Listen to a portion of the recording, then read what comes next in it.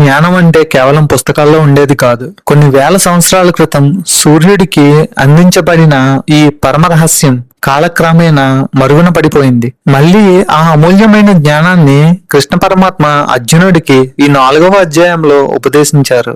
శాశ్వత జ్ఞాన మార్గం, the path of eternal wisdom. Arjuna, నేను ఈ యోగాన్ని ఎప్పుడో వివరించాను.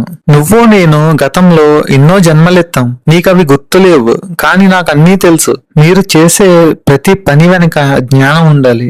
ఏ పని ఎందుకు చేస్తున్నామో తెలియనప్పుడు ఆ పని మనకు భారం అవుతుంది. ఆ క్లారిటీ ఇచ్చేదే ఈ అధ్యాయం. భగవద్గీతలో అత్యంత ప్రసిద్ధమైన శ్లోకం ఇక్కడే వస్తుంది. యదా యదా హి ధర్మస్య గ్లానిర్భవతి భారత.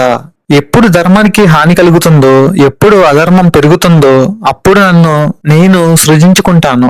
సాధువులను రక్షించడానికి, దుష్టులను శిక్షించడానికి నేను ప్రతి యుగంలో అవతరిస్తాను. దీని అర్థం ఏంటో తెలుసా? మీ జీవితంలో చీకటి కమ్ముకున్నప్పుడు, దారి తెలియనప్పుడు ఖచ్చితంగా ఒక వెలుగు కనిపిస్తుంది. ఆ వెలుగు భగవంతుడి రూపంలో రావచ్చు, లేదా ఒక జ్ఞానం రూపంలో రావచ్చు. కృష్ణుడు ఒక వింతైన మాట చెప్పారు. పనిలో విశ్రాంతిని చూసేవాడు, విశ్రాంతిలో పనిని చూసేవాడు, వాడే అసలైన జ్ఞాని. అంటే ఏంటి? మీరు చాలా బిజీగా పనిచేస్తున్నా లోపల ప్రశాంతంగా ఉండాలి. అదే పనిలో విశ్రాంతి. అలాగే మీరు ఖాళీగా కూర్చున్నా మీ మనసు ఏదో ఒక గొప్ప ఆలోచనతో నిమగ్నమై ఉండాలి. అదే విశ్రాంతిలో పని. దీన్నే ఇన్యాక్షన్ ఇన్ యాక్షన్ అంటారు. కర్మలు మిమ్మల్ని బంధించకూడదు. అంటే మీరు ఫలితాన్ని ఆశించకుండా ఒక సాక్షిలా పనిచేయడం నేర్చుకోవాలి. జ్ఞానాగ్ని సర్వకర్మాని భస్మసాత్కురుతే తదా.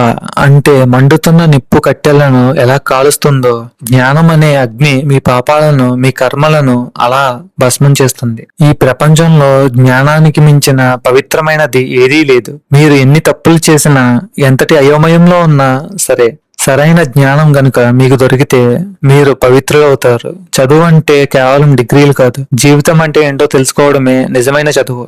చివరిగా కృష్ణుడు అర్జునుడికి ఒక కమాండ్ ఇచ్చారు, అంటే ఒక ఉపదేశం ఇచ్చారు. అర్జున, నీ హృదయంలో ఉన్న ఈ అజ్ఞానాన్ని, నీ అనుమానాన్ని జ్ఞానం అనే కత్తితో నరికివేయి. యోగంలో స్థిరంగా ఉండు, యుద్ధానికి సిద్ధమవ్వు. అనుమానం అనేది మనిషిని బ్రతకనివ్వదు, అది నీ కాన్ఫిడెన్స్ ని తినేస్తుంది.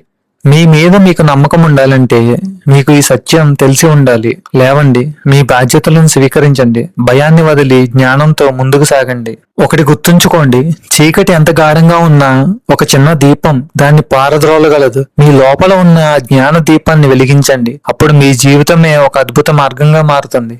సమయం ఎవరికోసమో ఆగదు. గతాన్ని తలుచుకుంటూ కూర్చోవద్దు. భవిష్యత్తు గురించి భయపడద్దు. ఈ క్షణంలో పూర్తి జ్ఞానంతో మీ కర్తవ్యాన్ని మీరు నిర్వర్తించండి. విజయం మీ వెంటే వస్తుంది.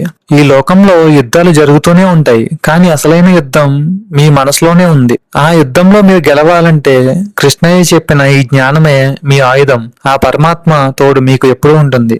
అజ్ఞానాన్ని వదిలి అలుపెరగని జ్ఞానంతో ముందుకు సాగు. నువ్వు చేసే ప్రతి పనిలో ఆ దైవాన్ని చూడు.